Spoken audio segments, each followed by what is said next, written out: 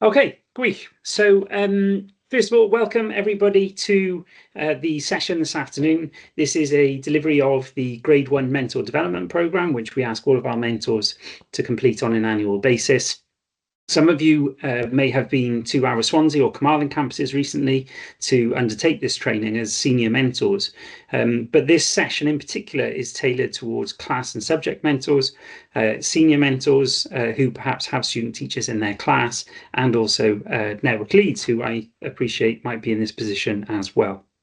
The materials from today, so you would have seen that these were shared on newsletters over the last couple of weeks, but just as a reminder, they're available on SharePoint within obviously the language area of your choice, but under the Mentor Development Programme folder. The slides for today, including all of the notes for each of the slides, so if you want to revisit any of those or access any of the resources, they're all in the notes section for you. So first of all, I'd like to start off by just outlining our approach to mentoring.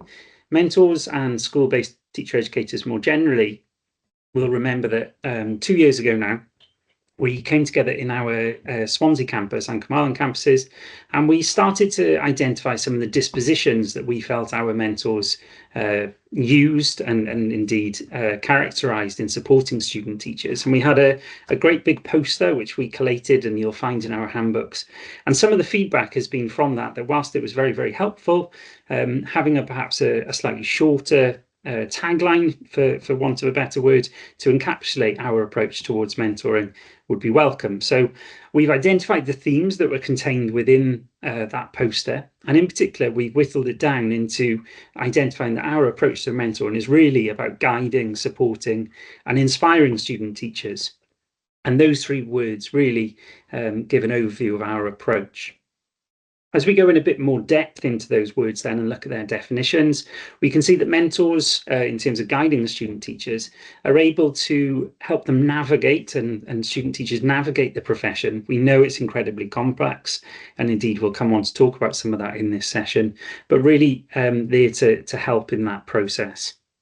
We know that teaching is a difficult profession for lots of reasons, but also the role of a mentor there might be to offer professional support in terms of constructive feedback, practical support, but also perhaps some pastoral support.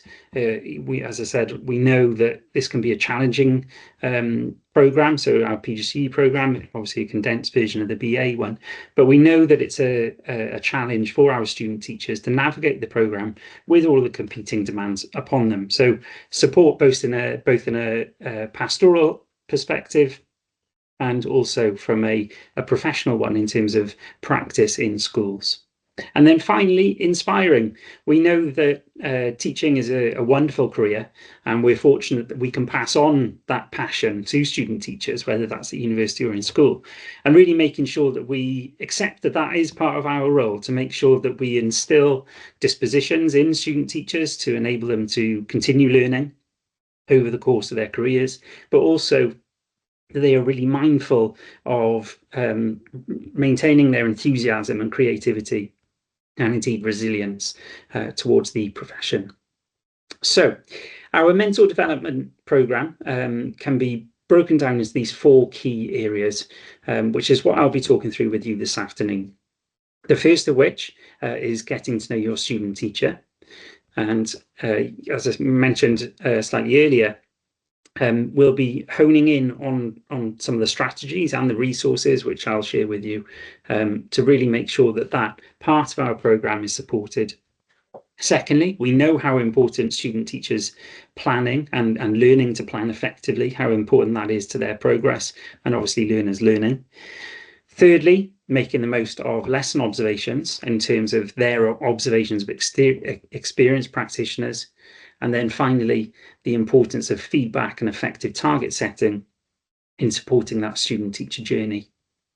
So first of all, moving on to this getting to know your student teacher, I wanted to hone in on this quote, which is from Byrne, Hager and Mutton.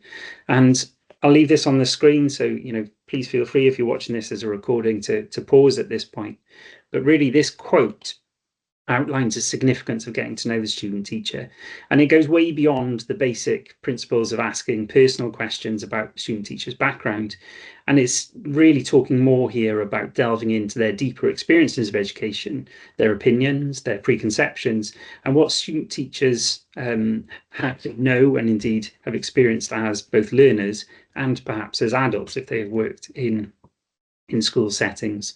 So this part of our research, this part of our mentor development program is really rooted in this research. So moving on slightly in terms of student-teacher experience, this quote, despite being some nearly 50 years old now, really draws on the idea that student teachers have had a long apprenticeship of observation in schools. They've been pupils, learners in classrooms, and because of that, they would have had a huge amount of educational experience, both positive and indeed probably negative. And they will respond to becoming a teacher in particular ways due to that experience. So, for example, they may try and emulate a teacher that they admired from their time in school.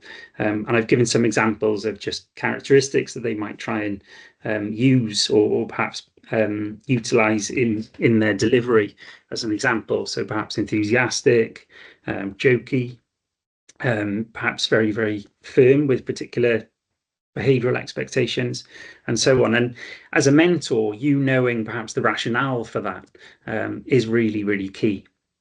Obviously, the flip side of that is that they may have had negative experience, and they might have had times in class where they were not a fan of group work, for example, or perhaps they will have not engaged well with particular learning styles or activities that they were asked to when they were in school. So getting to understand the whys and their hows of their experience in schools is going to be absolutely key. And as I said, that's why we attribute so much significance to this particular area of developing that mentee and mentor relationship. So as a result, I've left some questions on the screen here, and these are prompts really to consider perhaps what you've done in the past to get to know student teachers in a purposeful sense. But also asking mentors to reflect on what their experience of getting to know their own mentor was like. I'm sure we can all remember our first mentor, what they were like, things they did well. They would have undoubtedly had a huge influence on our career, either positively or indeed negatively. And really thinking about how we perhaps use our own experience in terms of what we bring to a mentee and mentor relationship is key, just as it is for student teachers to think back on that time.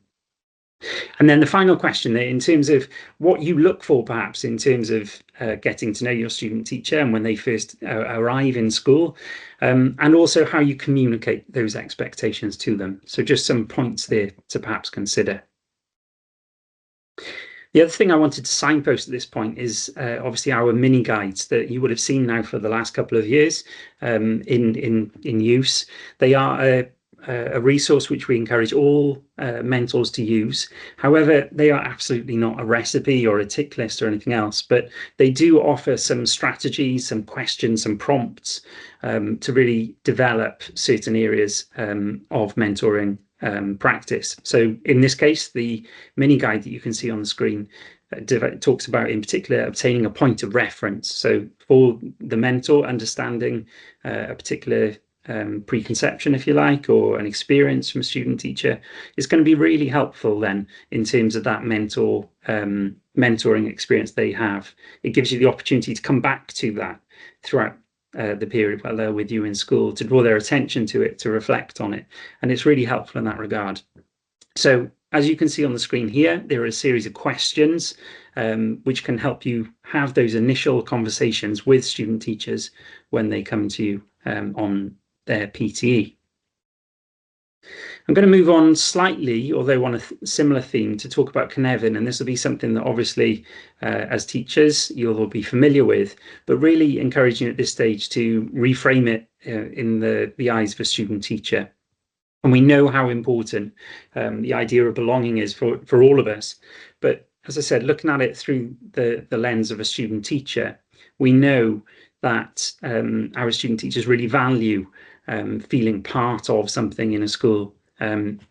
myself and some colleagues were doing some research recently on how student teachers feel in school, and one of the quotes that was used to describe going into a school was that it was strange to go into obviously a school, a place of work where everything functions perfectly without you.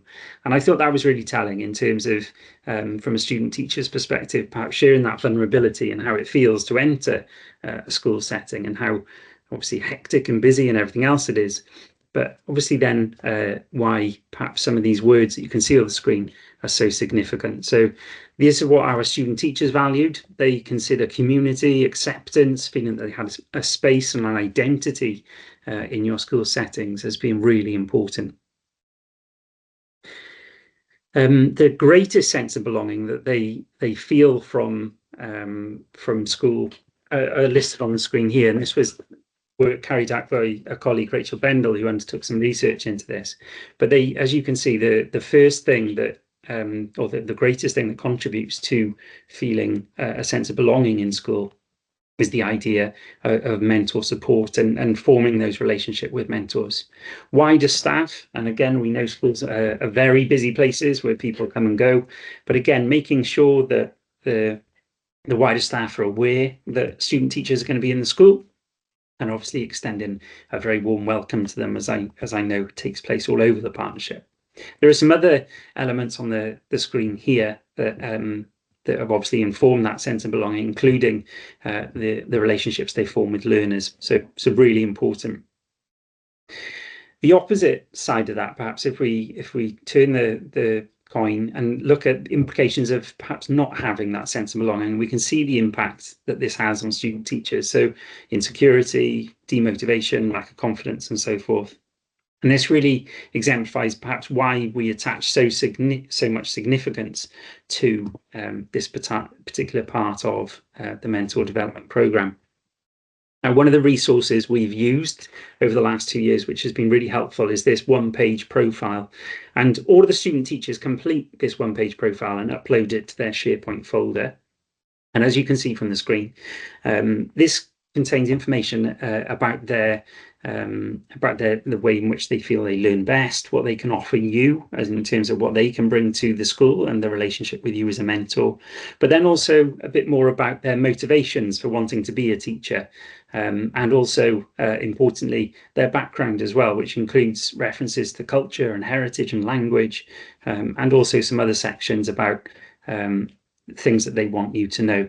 I think really importantly, the bottom right-hand box here around talking around what they will do to support themselves is also key in this regard. So please do make time to engage with this one-page profile. I know across the partnership, mentors have been very busy discussing it with their student teachers, using it as a gateway into some of the conversations around developing a point of reference and tapping into that prior experience. The other thing that I'd like to signal this year is the development of our PTE guidance. And you'll see within the guidance booklet, which is now one document, that we're including information about what is taking place on the programme, both before, during and after their PTE. So as a mentor, you'll have far better insight into perhaps where they're coming from in terms of their experience on the programme. But I said things that are happening during, so for example, bridging, and then also afterwards. So if there are any assignments that perhaps they have to submit, or if there are other experiences they're undertaking after their time in school, that it gives the opportunity there for you to tap into those and discuss them with your student teachers. Now, the links to these documents are on the screen at the moment. As I mentioned earlier, these are all available on SharePoint, but this is the PTE handbook, which contains all of this relevant information. Moving on, I'm going to be talking a little now about student-teacher planning and supporting planning, but I think it's really important to first touch upon what input the students have had as part of their taught part of the programme. So you'll see the orange here signals or demonstrates our Leading the Learning module, and within Leading the Learning, you will see all of the circles beneath the concepts that student teachers encounter in terms of what we teach them about lesson planning.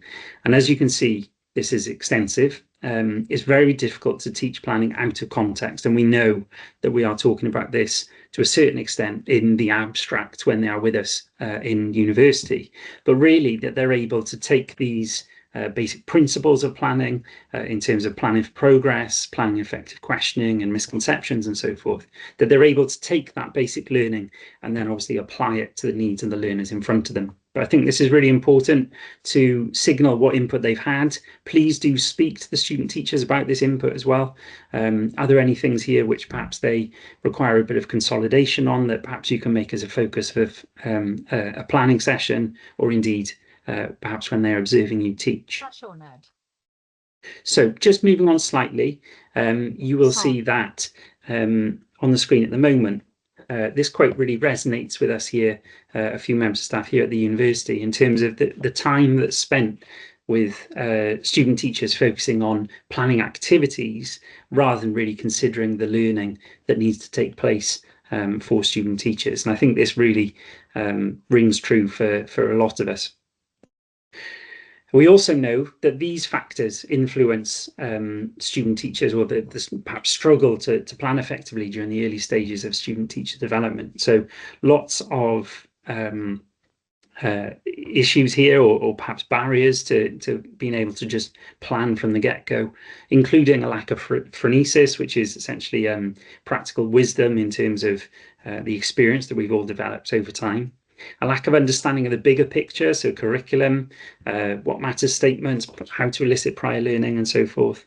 And then also assessing progress and making use of effective feedback and assessment of learning strategies in a very purposeful way rather than perhaps superficially. So in terms of a resource, we have developed this, which is on screen at the moment. And this is something we've encouraged all mentors to print off and keep to hand, or indeed to use when they are planning with student teachers, to really help student teachers consider some of these issues. And obviously this addresses some of those challenges which they may face. And you can see here their prompts, their things to deepen thinking, perhaps their conversation starters to a certain extent in terms of things to unpick with students when you are planning together.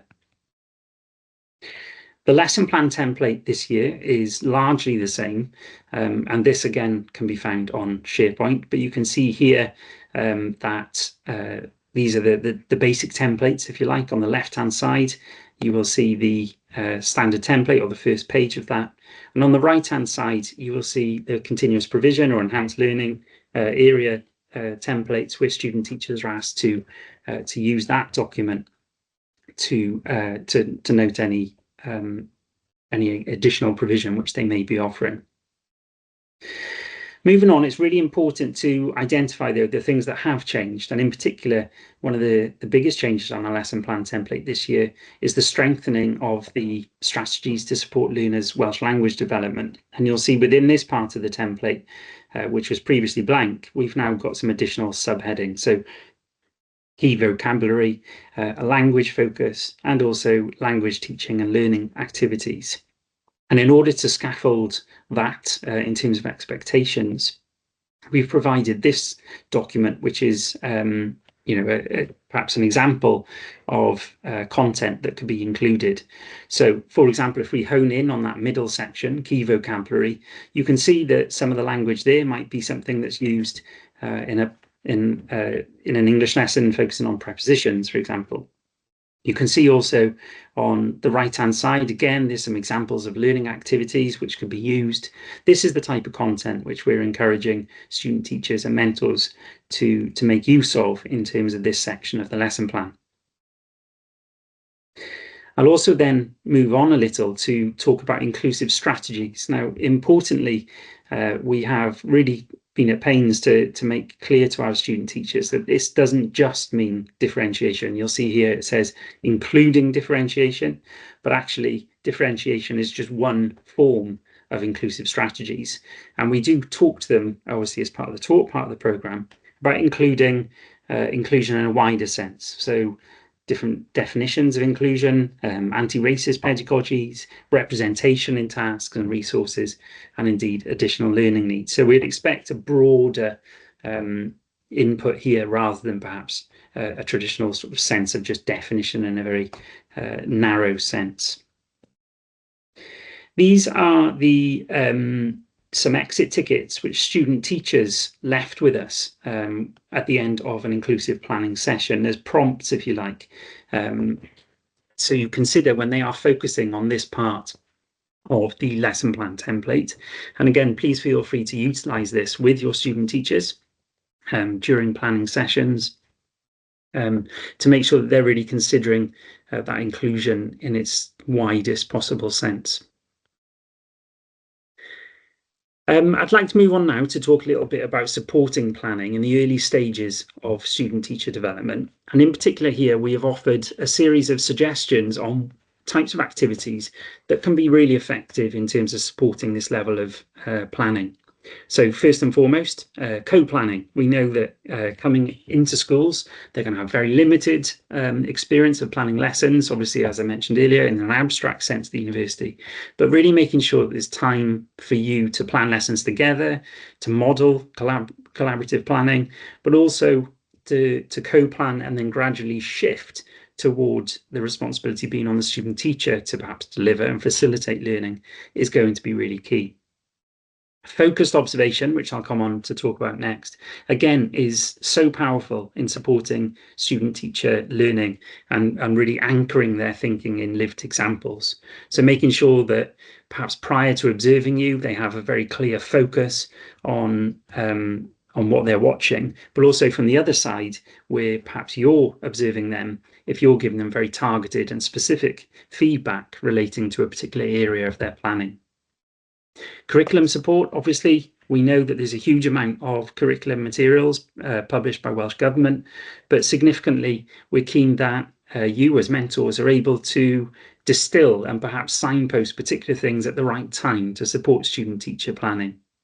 And then finally, to connect theory, things that they perhaps have been learning in the university, but also we know that lots of schools are in research active now as well, that they have the opportunity to consider their planning through the lens of theory into practice.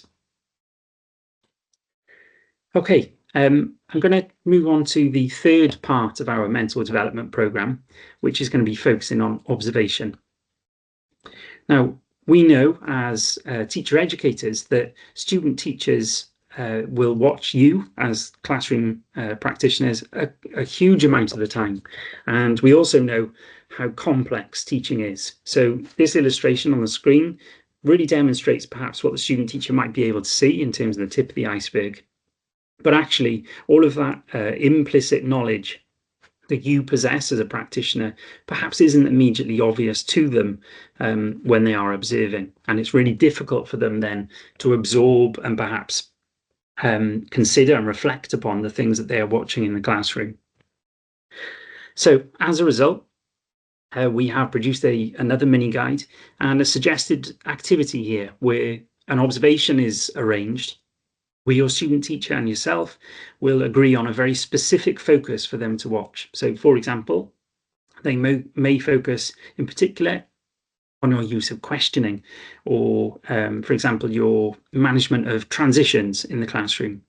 Now, focusing on that one critical instant, if you like, in terms of that one particular part of your lesson, enables them to really break down what they're seeing. If you imagine quite how overwhelming it can be watching all the busy things that take place in a lesson. And then also the third thing here, to make sure that there's that time to really reflect, perhaps together, post-observation, to discuss and consider what was seen and the impact of that and how they'll take that forward. I'd also like to point out at this stage that obviously our student teachers, our PGCE student teachers is the illustration you can see, but they have very much a graduated approach to teaching. So whilst during PT1, they might only be teaching for 30 to 50% of their timetable, they have 100% learning timetable, and they're able to shadow teachers in those other times. They're able to meet with specialist staff, so for example the ALNCO, or it might be members of staff with particular responsibilities. So in a primary sense, it might be lead for literacy, or it might be in a secondary school, they have the opportunity to go and see a practical lesson being taught somewhere else in the school. Co-planning with other teachers is key as well, making sure that they have that exposure to perhaps different approaches to planning and teaching and learning. And then also, even further, I suppose, an extension of that, to actually team teach with other teachers too. Okay, I'm going to move on slightly now to talk about student-teacher reflection. And there's been some changes to this over this last academic year. So I'm going to focus in particular on this quote, which really exemplifies perhaps why we attribute so much significance to reflection. The quote on the screen at the moment talks around the fact that fusing personal beliefs and values into a professional identity really takes place when student teachers are able to reflect on practice. Again, much like with lesson observations, we know that it can be really difficult for students to focus on one thing to perhaps reflect upon. So we've put forward lesson planning, classroom environment, adaptive teaching, and making and evaluating pedagogical choices as particular or suggested foci for these early stages of their time with you in schools. So we know that obviously the learning journal is the main repository for day-to-day formative reflection, if you like, and that's something which student teachers should be engaging with on a daily basis with their mentors. But also there are opportunities to reflect in fortnightly reflections and also during reporting periods as well. You might notice during the student teacher's time with you that an indicator that they are perhaps moving to a slightly more proficient stage of their development, where they are, instead of focusing on themselves as classroom teachers and talking about their performance perhaps of teaching, that they're able to reflect purposefully on learners' learning and are able to start considering future practice and so on. So that's a key indicator of perhaps their journey or their development. Now, this year, we are encouraging all student teachers and mentors to support their reflections with these quantifiers. Obviously, you'll be familiar with this language from a school's perspective, but it's really an expectation of ours now that student teachers are beginning to consider the extent to which their statements are supported with evidence. So, for example, if they're reflecting on the impact of a particular strategy, that they're really thinking about that from the learner's perspective in terms of the number, if you like, of pupils or learners who are receptive to that particular example. So that's something in learning journals and reports and fortnightly reflections that we're hoping to see become more of a feature. I'm going to point out at this point this particular resource, again, another mini guide, but this is designed to support mentors in asking questions to elicit those sorts of that sort of feedback in terms of reflection. So structuring those sessions, those feedback sessions around learners learning. So that's interesting. What makes you say that is one example. That's true, but why do you think that is? So these type of phrases and sentences that will really develop the student teacher's reflective skills rather than just a one-way conversation between the mentor and the student teacher. I'd like to take a moment at this stage to highlight that the fortnightly reflection template has changed for this academic year. So you would have been familiar with the three-part fortnightly reflection document, which was based upon the professional experience template that student teachers had to write, both for their QTS this year and then also for their induction year.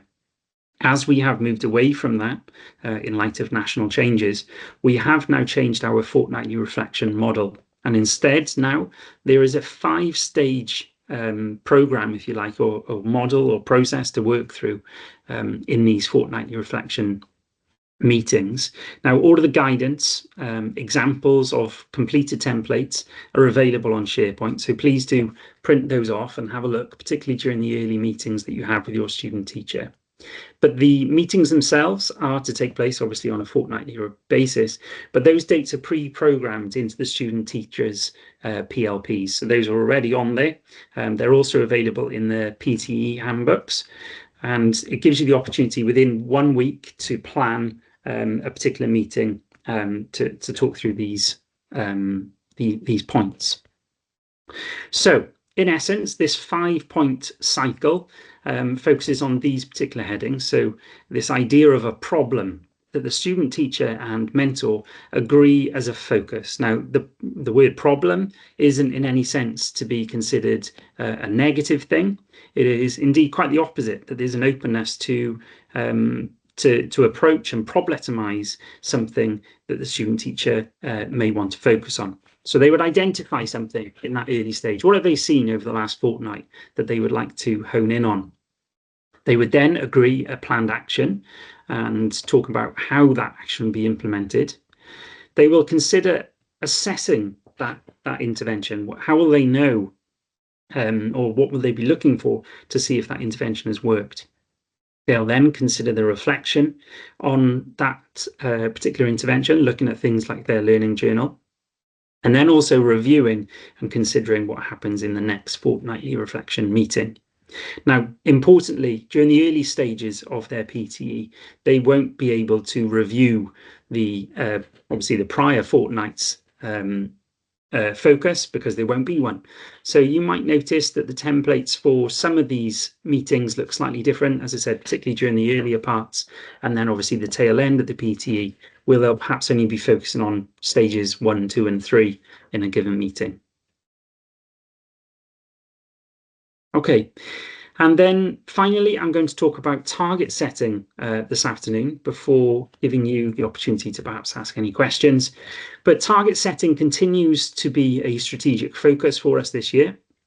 We know that the use of SMART targets in particular is key to ensuring that student teachers are able to move forward purposefully with any particular area that they are to develop. So SMART, in terms of the acronym, I'm sure you'll be familiar with this, but making sure that targets are specific, measurable, achievable, realistic, and time-bound is our expectation. I've left a example on the screen here in terms of the different parts to this target, which you may wish to look at. Please pause the video now if that's something that you would like to familiarize yourself with. I'll then also like to point out some considerations around SMART targets. So when targets are being set, that these things are considered. So how many targets are set? We know that an excessive number can be a little overwhelming for student teachers. So really making sure that there's a consideration around the number that's being set. Thinking about how often a thing needs to have been done in order for it to be considered achieved. Also thinking about what progress you'd expect to see with regards to the target and when.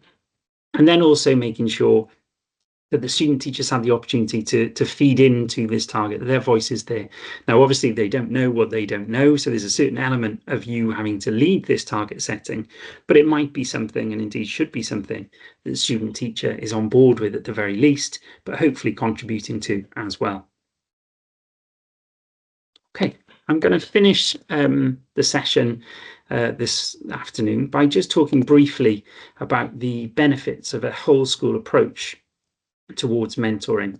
Now, we know from one of our lead schools recently, Pembroke Dock Community School, who were inspected, that it was noteworthy that Estin were able to identify that the impact IT had had on the school and indeed contributed well to the school's reflective and professional learning culture. So it really is hoped that the training that we put forward as a partnership is utilised by your school in a holistic sense, and indeed can contribute to perhaps reflective conversations you might have with colleagues. It might be that you spend time with new members of staff, getting to know their points of reference if you're mentoring somebody on a school staff, as well, that some of these resources can be used effectively in this regard. So I'm going to finish this afternoon's session with some updates for this academic year. So first and foremost, our fortnightly reflection meetings have changed. And if you skip back in the video a little, there's some more information on that. But just to point out again, the examples and guidance can be found on SharePoint. So please do have those to hand during those early reflection meetings. BA1 student teachers, if you have BA1s, you will notice that the placement they have this year is either side of a gap in the timetable. So they'll be returning to us either side of their teaching experience. So we ask that one target is given to student teachers in the BA1s prior to returning to university, so we can continue that blended approach in terms of input from schools and also from universities. That's obviously a new thing for this year. The PTE2 summative reports this year, if you have PGCE students at the tail end of the academic year, this year we will ask for 2 reports, although the summative report itself is just to confirm that they are on track. We won't ask for any narrative or anything in addition to just that confirmation. And then their fuller end of placement report that you'll be familiar with will follow much later than it has done previously, just to make sure that those student teachers have the opportunity to have the longest period in school before receiving that report. You'll also see that we've been changing our approach to communication with the partnership. We've got a new newsletter with different headings and resources that we hope you're utilising and finding helpful. But also we'll be doing some mini videos that we'll be sharing on our new throver.cymru website. And again, that will be signalled in this newsletter where you can access asynchronous resources to support mentor development. And then, just as a final point, we'd like to point out that we're keen to continue to develop links between the taught part of the programme and student teachers' time with you in placement school. So there's much more of a closer alignment and coherence between those two focuses. Okay, I'm going to stop there and at this point ask those colleagues who are with me this afternoon if there are any questions or anything that they would like to add before I ask for confirmation that the training has been completed, and I'll go on to the practicalities of how that's done. So any questions from the room at this stage? Okay, diolch yn fawr pawb. No questions at this point, but I will leave on screen now a QR code, which is to confirm that you have obviously received training. Those colleagues who are on the call now, if you could please complete that short form just to confirm that you have received the training. We ask for all of our mentors to have this training before receiving a student teacher for obvious reasons.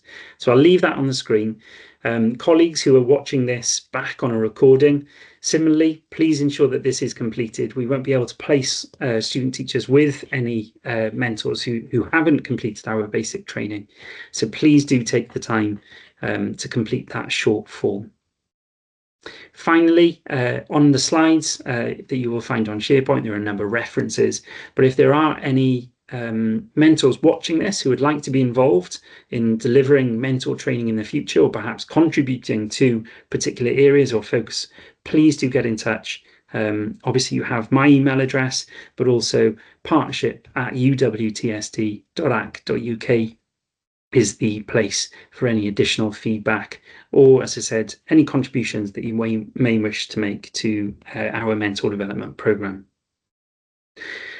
I will stop there, colleagues, for this afternoon, but just a quick note to say thank you ever so much for your time, and thank you ever so much for supporting our student teachers on placement. So we really do appreciate your time, your patience in supporting student teachers. We know how important their time in schools with you are, and we really do appreciate all of the provision that you offer from a school context. Just to point out, a couple of colleagues have mentioned the form. It's taken a minute to load. Please do focus on the right-hand side if you're looking for English medium, but also you will have to click on your lead school. So, for example, if your school is in the Bishop Gore network, you will be able to find that's the school that you would complete the network from. Okay, so you won't be able to find your school necessarily, but you will find your network, and you can type in your own school thereafter. There we go. Colleagues, I hope that helps. Please, any other problems with regards to completion, let me know. But thank you ever so much for your time this afternoon, and I hope that you all have a fantastic end to the day. Diolch yn fawr.